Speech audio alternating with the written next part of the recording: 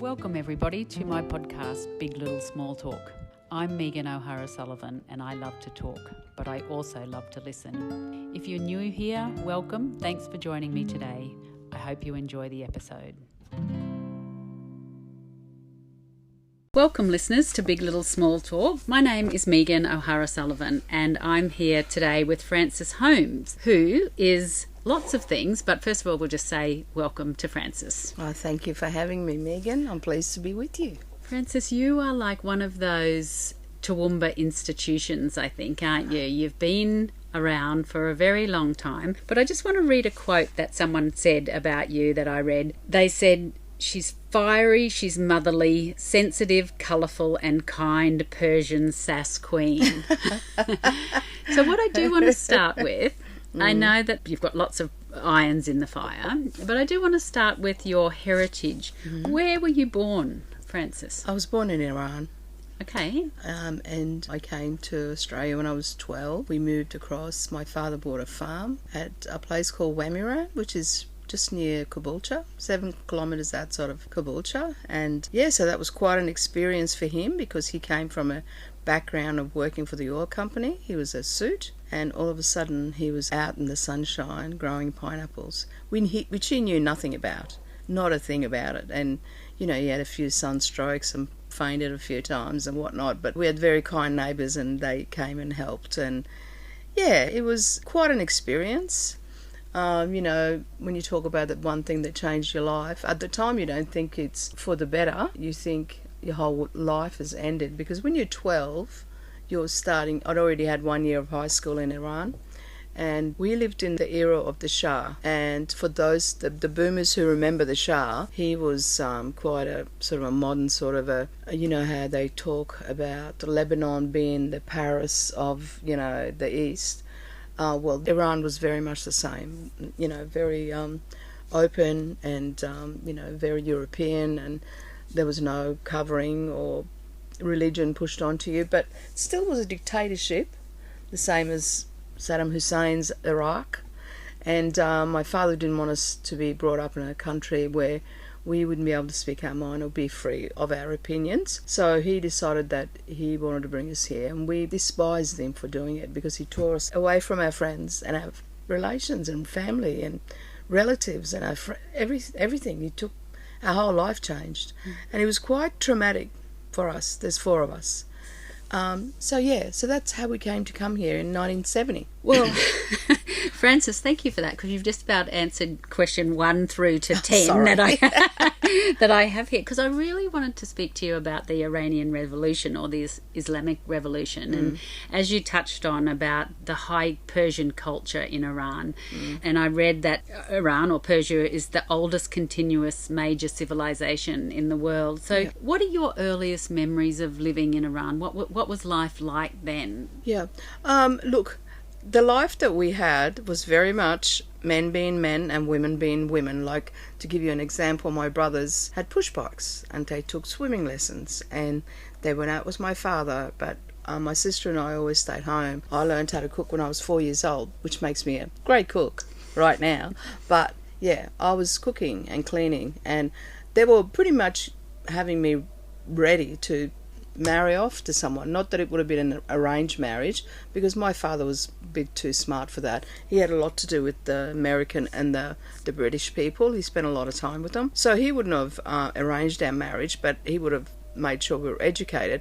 But we had to be prepared to be good wives. And your place as a woman was to take care of the house. And having said that, there's a lot of advantages to that, you know, if you can mix it with another culture. Like, my husband's very, very glad that he has an Iranian wife.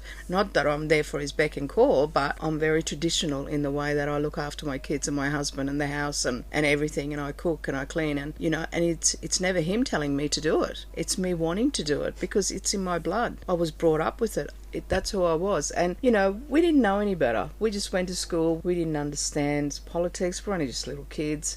And, you know, we're not as sophisticated as you are here in the West.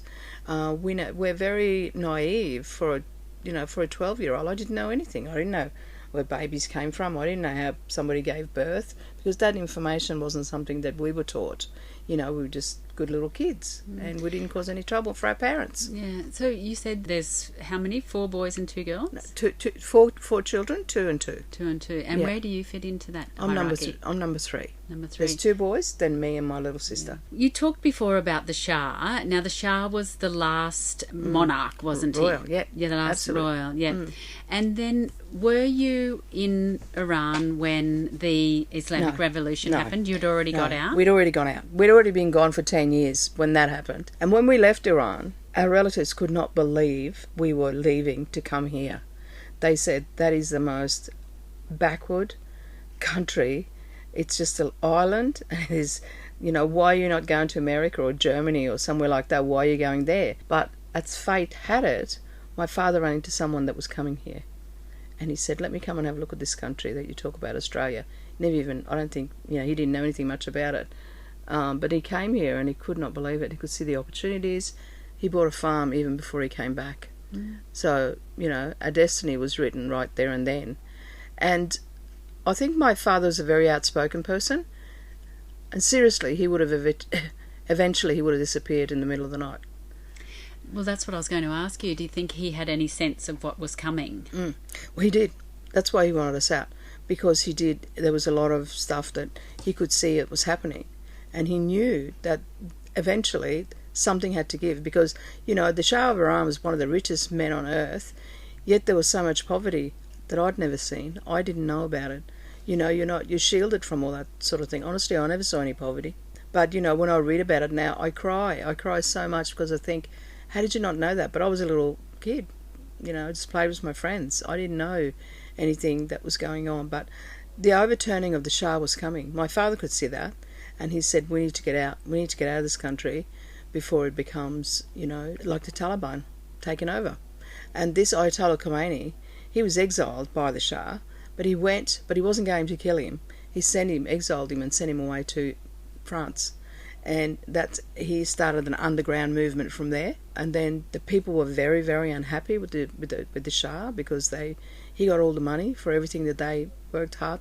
The same as very much like Saddam Hussein, And so that's why he wanted to go before. And it took 10 years, and all of our relatives wanted to come here then. So tell me about when the Iranian hostage crisis, were your relatives still there and they were sort of aware of these students? They held some of the American embassy people in the American embassy because the Shah had been allowed to go to America for cancer treatment, hadn't he? Yeah. And it wasn't because of that. Look, it's a huge story, but I'll make it as short as possible. The Iranians were pretty much screwed over by the Americans and the British with refining their oil. They had oil coming out of their ears, but they didn't have the technology to refine it. So there was a time where this is why they hated the Americans, because they felt that they took advantage of them. Like, they had the oil, the Americans would refine it, get 60%, and 40% would go to the Shah, and he might just dwindle a few percent down the line to the people. So I think that's why they hated the Americans. I think there's always been this hatred for Americans. We didn't hate them.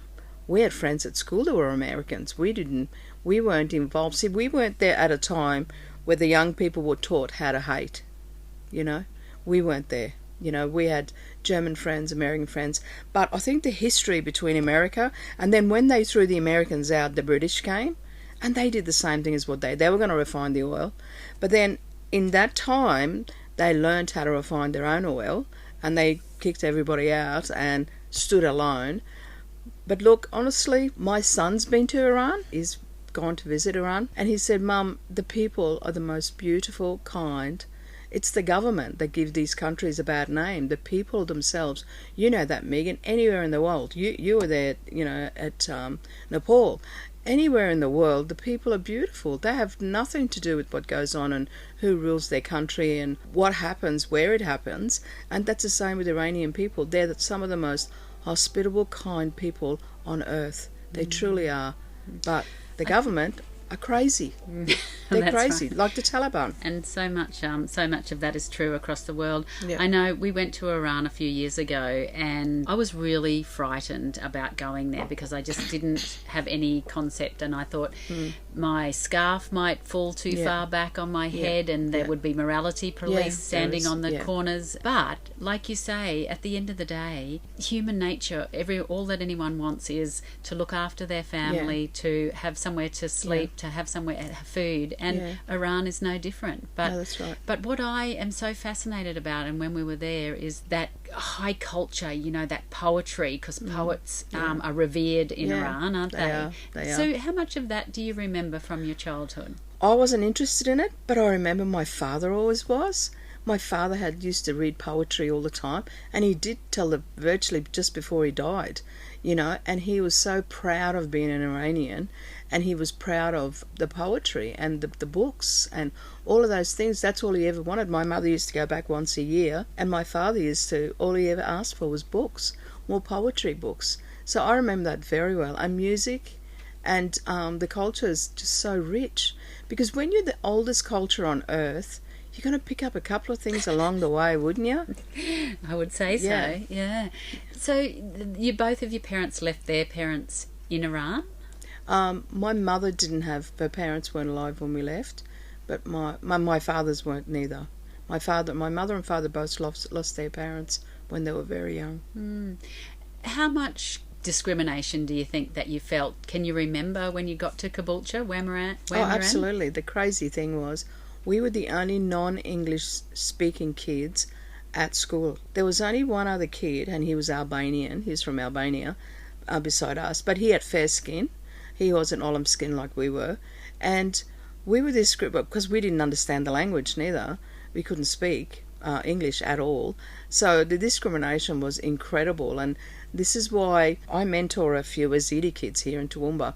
I was with them yesterday, and I was just saying to them, do you have any idea how blessed you are to have these sort of people here that are training you, people that are teaching you the language, people that are there walking alongside of you? When we came, there was nobody. I went from grade 1 to grade 7, and 2 months later I was in grade 8 with no written. I couldn't read or write English, and I left school at grade 11 not knowing how to read or write English then, neither. I had to teach myself as I became an adult how to read and write, and I read and write beautifully now. But it wasn't because of the school, because there wasn't enough people from other countries for it to want someone to get alongside of you and try to help you with your homework. Do you remember making any friends, Frances, at school? I remember my sister was my best friend at primary school, but then when I left and went to high school, I was telling the girls yesterday as well that I used to just walk around by myself.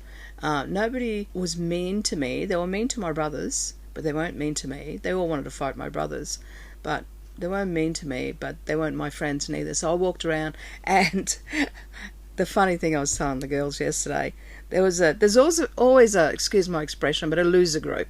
They're the ones that have got, nobody wants to be their friend. They call them the loser group, right? They took me on. I was ever so grateful to them, They were such beautiful kids. And do you know, that's where I reckon, I honestly believe in my heart, by being with those kids and knowing how kind they were, because there was something wrong with their appearance, nobody listened to them or heard them. By this time I'd learned how to speak English. And these kids, they were just beautiful, but no one accepted them. And, as time went on, I made other friends because my English got better, and I was always a really funny kid. But I never ever forgot these kids. As long as I live, I will never forget them. And they made me see what's underneath sometimes, to look a bit further than what you see in someone's face or the appearance, or whether these kids were really poor too. They used to come with odd shoes and whatnot. But I honestly believe God never puts you through any experience if it's not going to better you later on in life. So yeah, that was how you looked at it. Wow. Yeah. I'll just remind the listeners that they're on 102.7 FM, and we're talking to Frances Holmes, who is an events manager. She's a life coach. She puts on a Christmas lunch, and she's been doing it for 20 years at St Luke's every year to feed the homeless. But we're going to talk about that a little bit more later on. I just want to talk to you, Frances, about that sense of needing to help people. Do you think that that was born out of that time being an immigrant and coming and having to struggle and I just as you're saying that about your brothers, I just feel incredibly sad to think about them, getting beaten up by... Are we at Caboolture State High School here? Yeah, and they never got beaten up. They beat the kids up. Oh.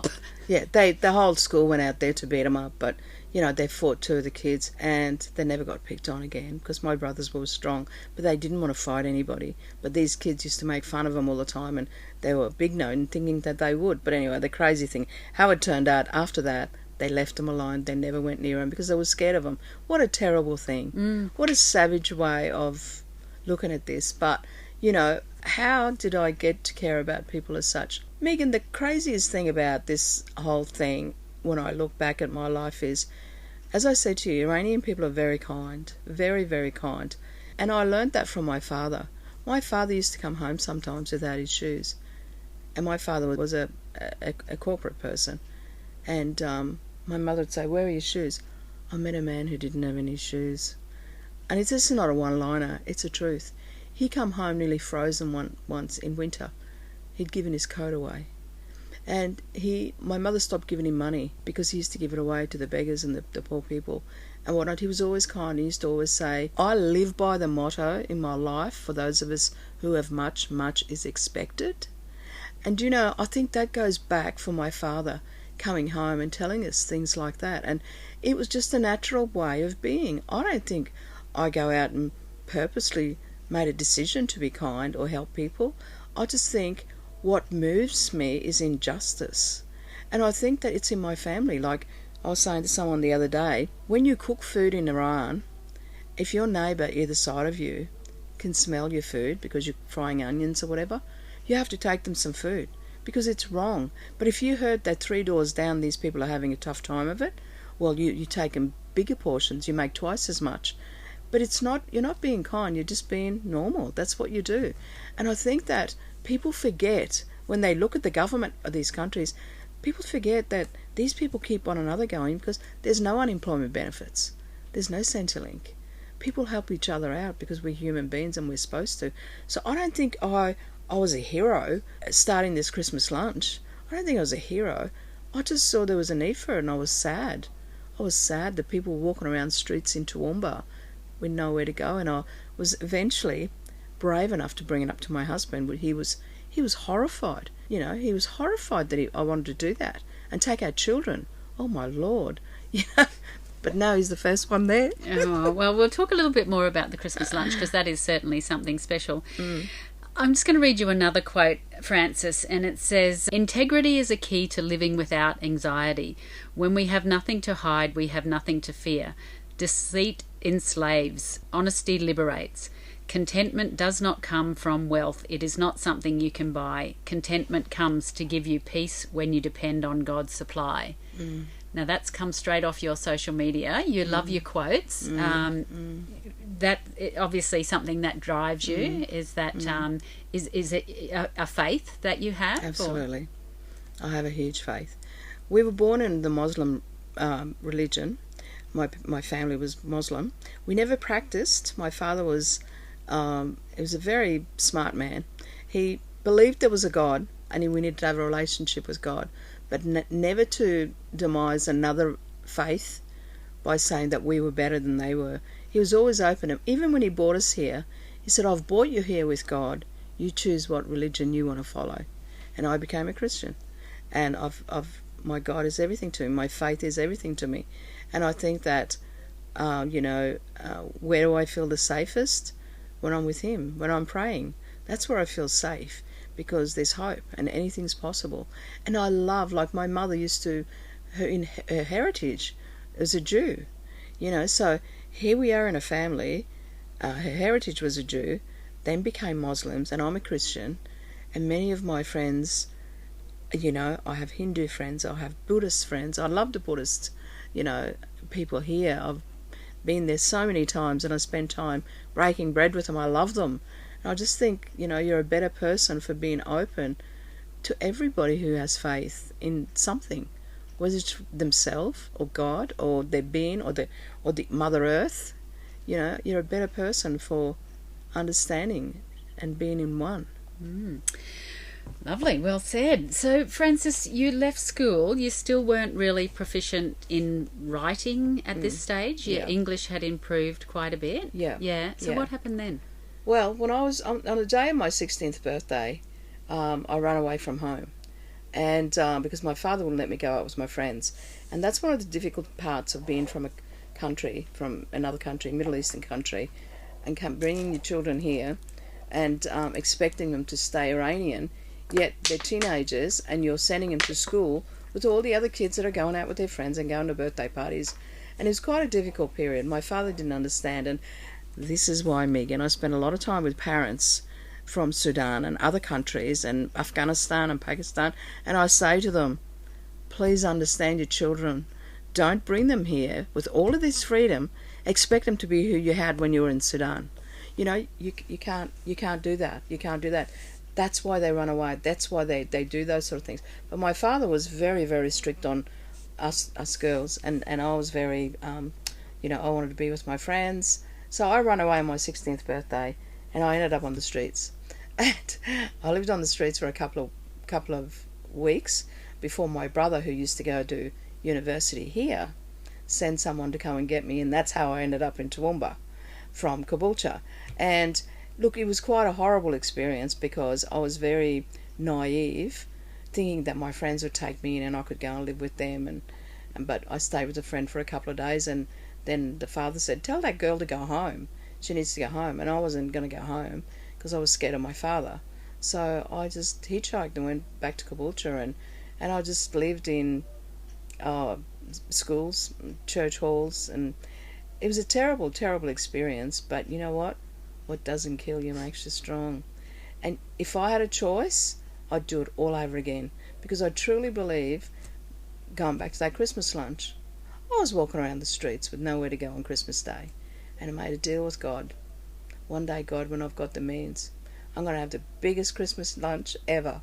Going back to that again, it's what you experience that you survive, you know.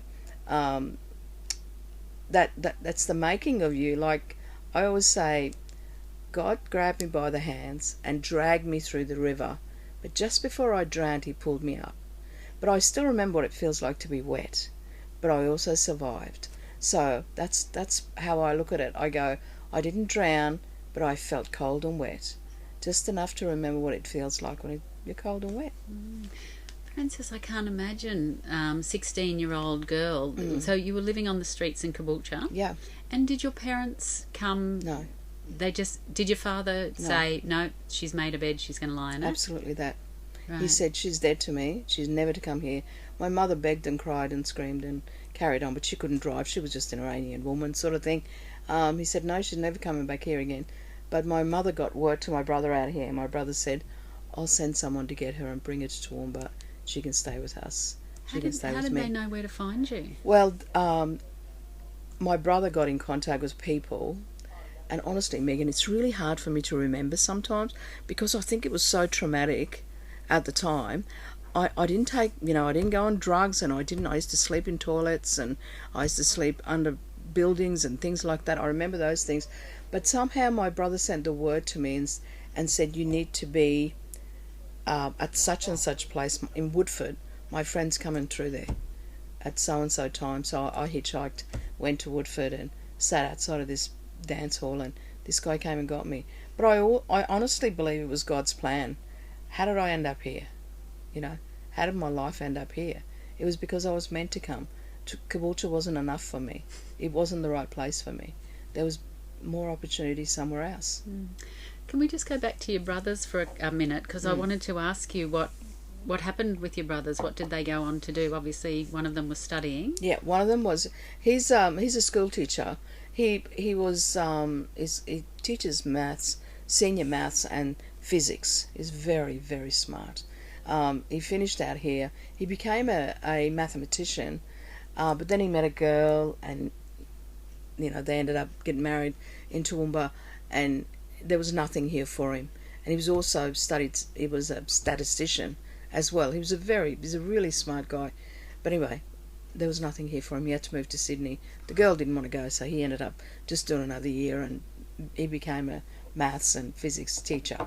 So, but my other brother stayed on the farm with my father, and my sister was going to school, so she was just a little kid. So that's what happened to them. And just quickly, what were they growing on the farm? Did you say pineapples? Pineapples, yes. Pineapples, yeah.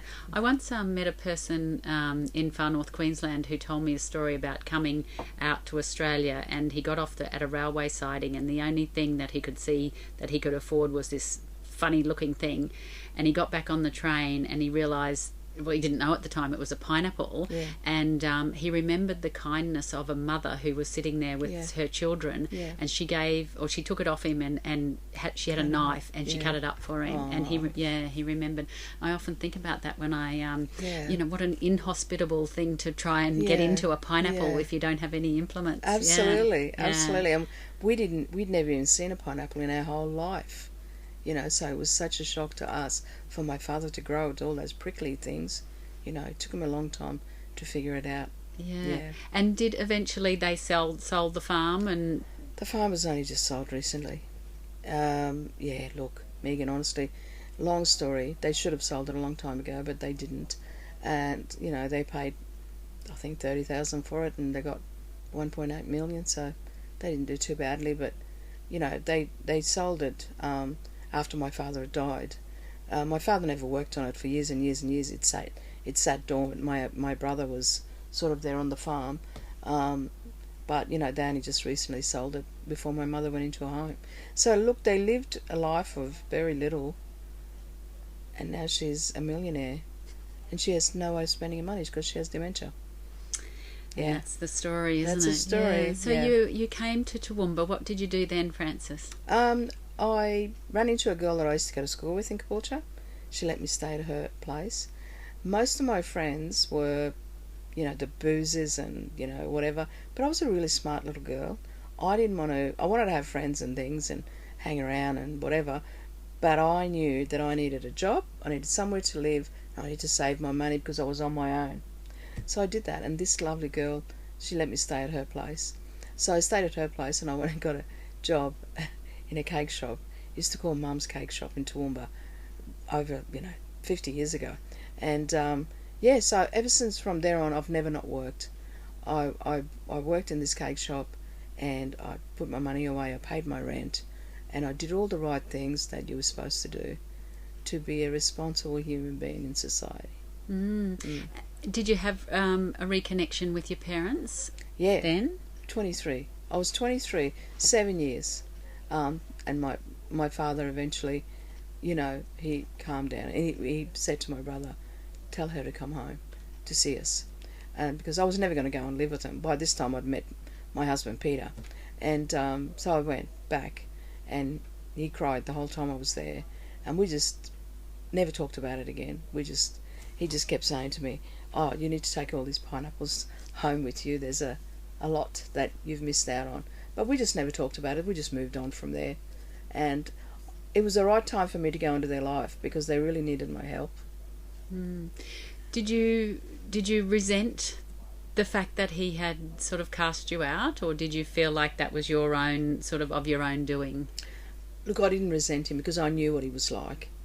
But also, one of my qualities is I'm a very forgiving person. I've got a very soft heart. And he was still my father. He suffered. I suffered. I was glad I was gone. If I had my way, I'd gone again because I didn't want to stay there. I wanted to go out and find my own life. I had so much that I wanted to do. And I would have never done it if I would have stayed at home with them. I would have just been a little Iranian girl. But, I could see I was over the fence. I want to go and find out what was going on over there. Yeah. I'll read another one of your quotes from your social media, and it says, the purpose of life, after all, is to live it, to taste experiences to the utmost, to reach out eagerly and without fear for newer, richer experiences, which is a quote from Eleanor Roosevelt, and that fits you perfectly, doesn't it, Frances? Yeah. I'll just remind the listeners that they're on 102.7 FM and we're on Big Little Small Talk. My name's Megan O'Hara-Sullivan and we're talking to Frances Holmes. Frances, tell me about meeting Peter. Yeah, Peter's from Pittsworth, as you know where Pittsworth is. And I met him. He was a little footballer. And I had a broken heart a few times with different boyfriends and whatnot. And a friend of mine said, "Oh, you should meet this really good-looking footballer from Pittsworth." And Pittsworth playing Toowoomba today, blah, blah, blah, blah. I didn't even know what football was. Anyway. The Mighty Danes. The Mighty Danes. So we went out there and she pointed him out to me. And he was wild as a brumby, that boy. But he had a really happy disposition. He was a wild brumby. And he had the most... Anyway, we met. And I said, oh, how crass, footballer. Why would I want to go out with a footballer? But anyway, I met him at a night out at Shamrock. And we spoke then and whatever. And then he was still a very wild brumby. And I thought, nah, he's not the right guy for me. You know, he's a bit wild. And then he asked me to go and meet his family. And the minute I met his family, I thought, this boy just got lived life. And when he comes out at the other end, if he's anything like his family, I've got a good guy here. So anyway, we had many breakups and ups and downs or whatever. We went together for 7 years. I left Toowoomba and moved to Cairns and whatever. And you know, we had all the ups and downs of the world. But when he married me, the day he married me, I was walking up to him, and I'd never seen Peter cry. He was a man's man sort of a guy, and I walked up to him and he was crying, and I couldn't believe it. And I was just there looking at him, and he said his thing and whatever. The next day, he became this totally responsible, incredible human being that I don't know what happened to the brumby. Someone must have left the door open, truly. And he is one of the kindest human beings I've ever met. Of course, you have problems just like everybody else does, because we're from two different countries. We've had two different upbringings, and the difference in our cultures is so clear. It's so apparent, and it's there, but it's good and it's bad all at the same time. It's been good for our kids. He's learned a lot from me. I've learned a lot from him. So it's been a really interesting life, and he really is a really good human being. And that was how long ago? 40 years ago. 40 years. This year. year. You've got two sons, I believe? No, it's son and daughter. Son and a daughter. And Yeah. your son's an artist? My son's an artist. At the moment, he works as a port worker in Toowoomba. And our daughter is an internet sensation. She's just written a book. She's 34 years old. She has pop-up restaurants, and she has a plant business also, interior decorating with plant. She's a real goer. She travels the world all the time, and she's just growing every day. She's, you know, people are, she has a huge following, and her life is made from endorsing things and travelling and having cooking classes. And she's an influencer. Yeah, that's my job, Frances. That's what I want. So just tell me, have either of the children been to Iran? Cameron has, Right. but Jenna hasn't. Yeah. Now Jenna's more she should have been Greek. She spends most of her time in Italy and in Sicily and in Greece. She just loves it. And but our son Cameron, he's a lot more like me, and Jenna is a little brumby, just like her father. It's so apparent and so clear. There's a fine line between those two kids. Yeah. So how do you go on to be, to marrying Peter and sort of finally settling down a little bit to being an events manager and a life coach? Yeah. Events manager I was always in hospitality. I was always in food, because remember, I had no other skills. But everything I did, I was so good at. I was out of the show society for 10 years. I went out there when our daughter was 14 months old, at night time, to work at the greyhounds. They used to have greyhound racing here. I used to empty the ashtrays and clean the tables. But I was the best ashtray cleaner and table cleaner. Everything I did, I put so much pride into it. And someone saw the opportunity, saw in me one of the and one of our community members saw how I was. And I used to go to the op shops and buy clothes because we couldn't afford any because I had two little kids. And Peter was a teacher at TAFE, so we lived on one wage. And I used to always pick out the loveliest clothes, and I was always, everything I did well. And this guy saw the opportunity in me, and I remember the governor was coming to Toowoomba. They needed one person to come in and serve in this la. Anyway, he came out and said, that girl right in the back there, the one over there, what's her name? I said, Frances. Just come over here. He said, I've been watching you for months. He said, you're amazing. He said, you do everything with a smile. You never complain. And I've been talking to your boss. You're the girl for us. You're the sort of class we're looking for. And I nearly died. Anyway, that did a lot for me.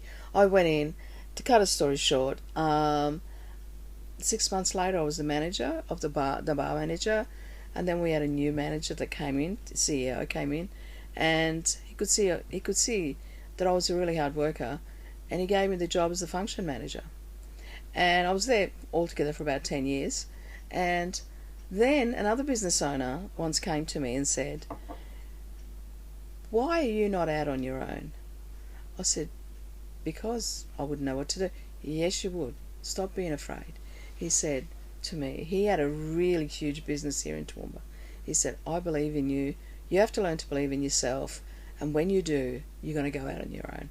Anyway, he encouraged me to start my own business as an event organiser. There was only the USQ at the time, no other event organisers in Toowoomba. This is back in 2000. Okay, and I thought, okay, maybe I will, but I need to have, a business coach or something maybe. Anyway, I found a business coach, and he said to me, there's a list of books here. There's a reason I'm telling you this story. It's really good. It's really good. He says, there's a list of books here. I want you to start on the top, read all these books. The first book that I read was Awaken the Giant Within with Tony Robbins. That's how my life coaching came in. And I read that book, and then I had an office there with some friends of ours in Derwack Street, and these people went away on the weekend, came back. I'd finished the book, and they come back and said, we just bought some tickets to go and see this American guy come to Australia. Who is it? It's Tony Robbins. I said, do you want to come with us? Buy a ticket and come with us. And I said, that'd be great. The next day I ran into a person who was throwing away some Tony Robbins tapes. They were tapes. And said to me, hey, listen, I've got these tapes. I'm going to get rid of them. They're motivational tapes. I said, whose are they? Tony Robbins. 3 times, man. That was it. So I went. My whole life changed. Everything about me changed. I cried for days while I was there. 5 days with Tony Robbins.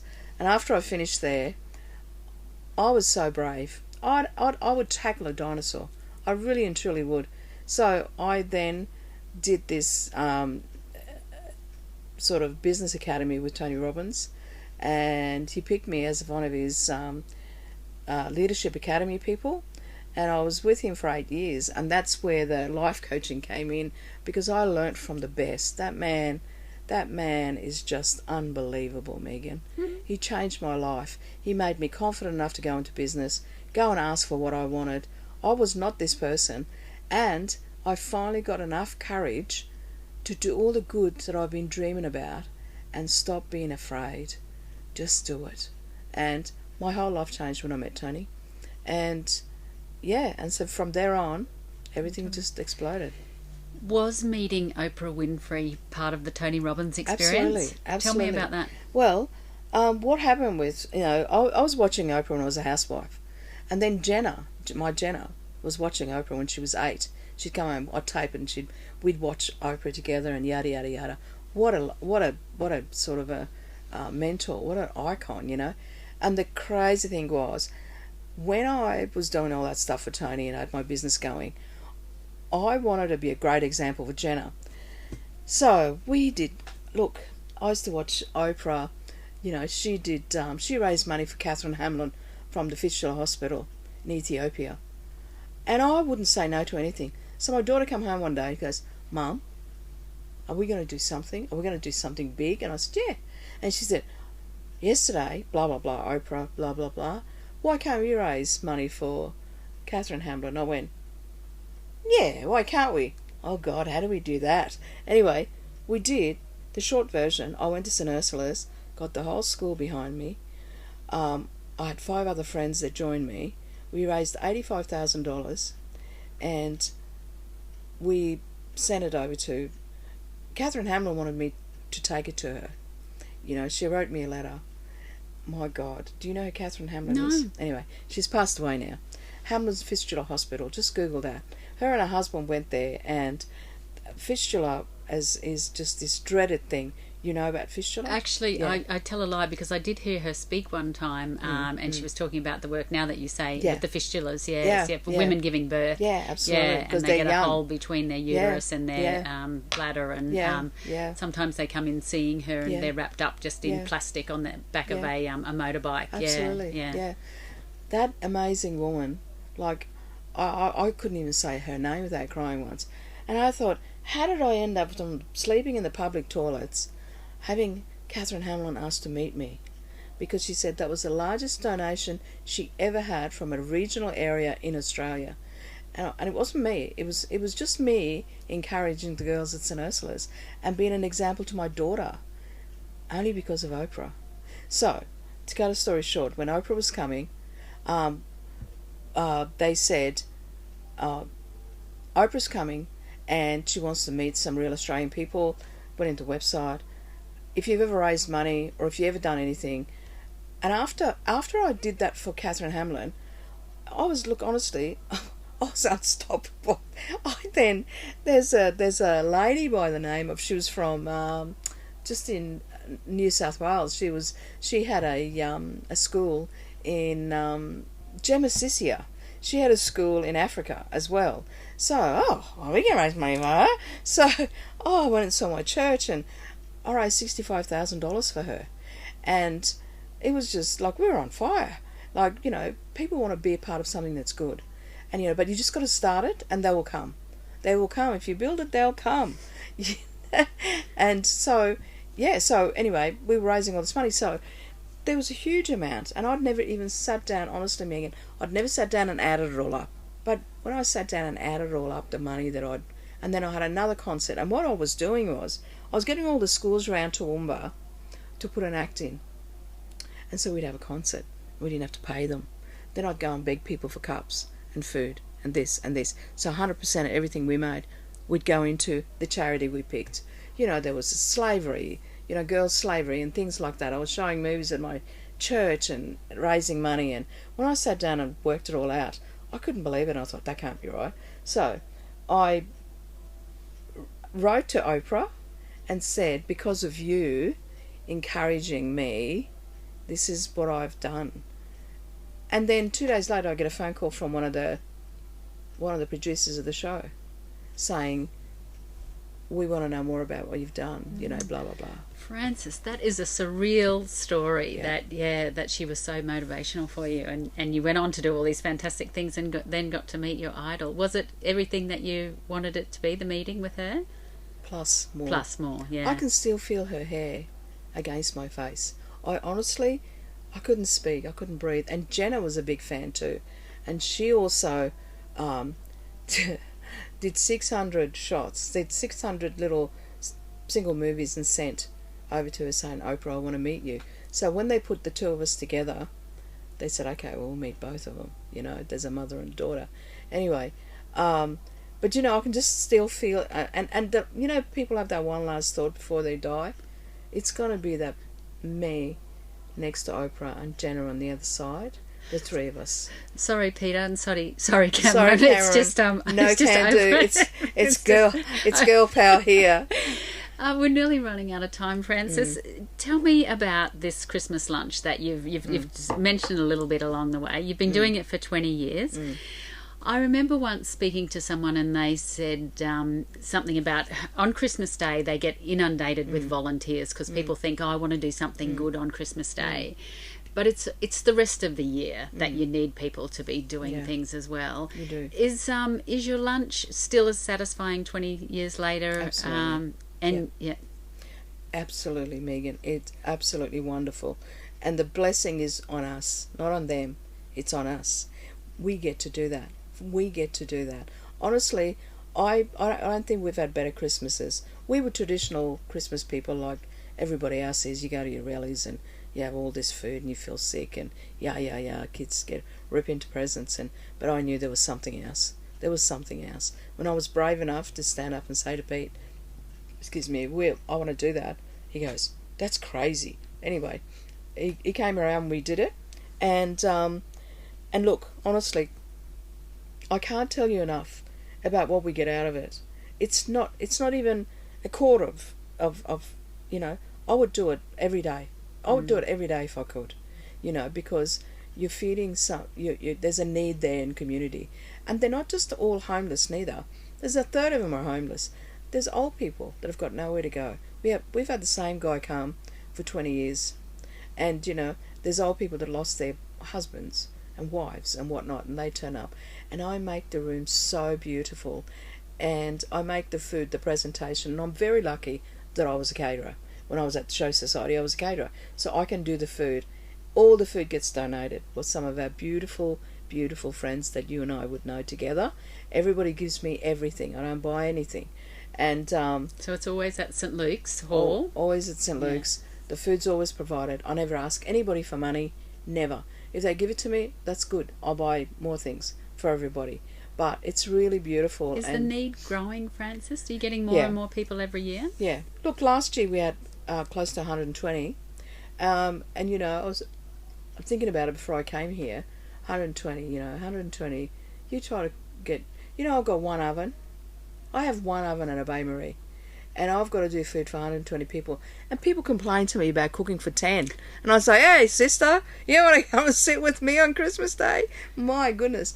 And I love the St. Luke's people. They're just beautiful. They do everything for me. They're so wonderful. They give me everything they've got, And, it's really great. But I do have a lot of volunteers.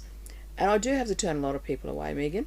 But I do say to them, there's a lot of old people's homes in this town, and most of those people are on their own.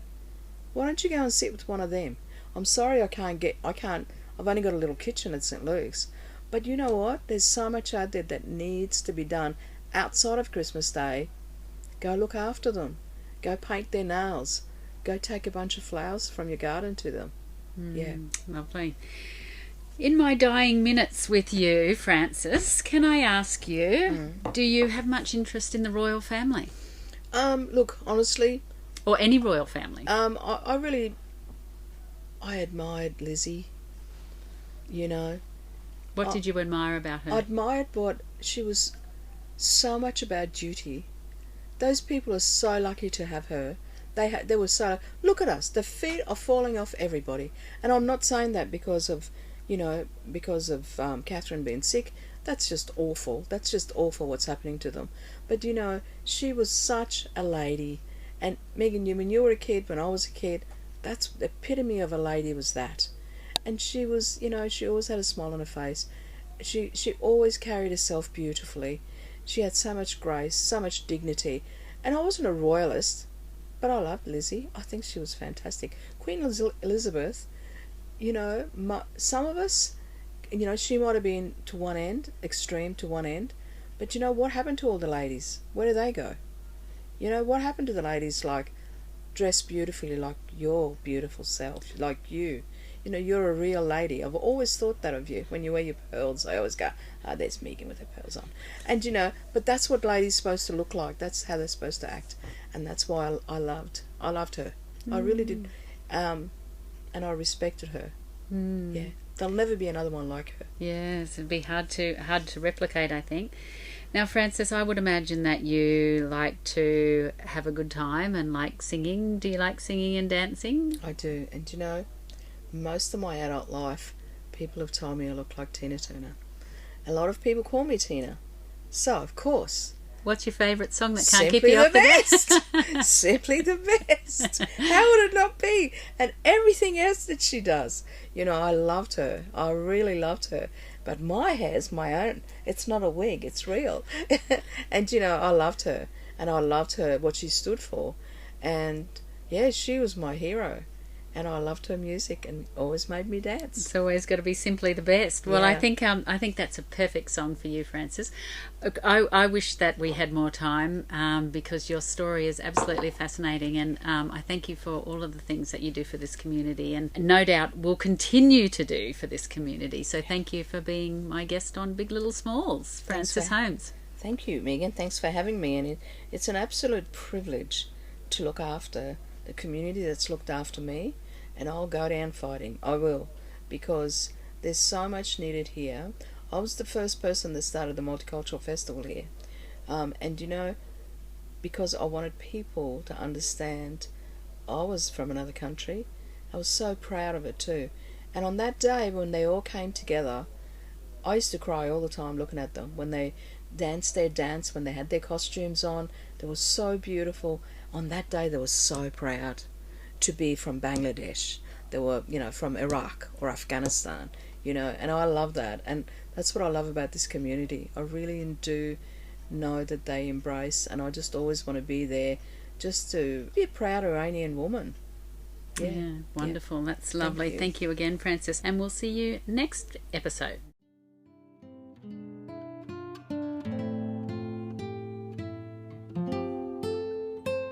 That's it for this week. Thanks for joining me on Big Little Small Talk. I hope you can make the time to join me next week. If you've enjoyed this episode, please subscribe on your favourite podcast app.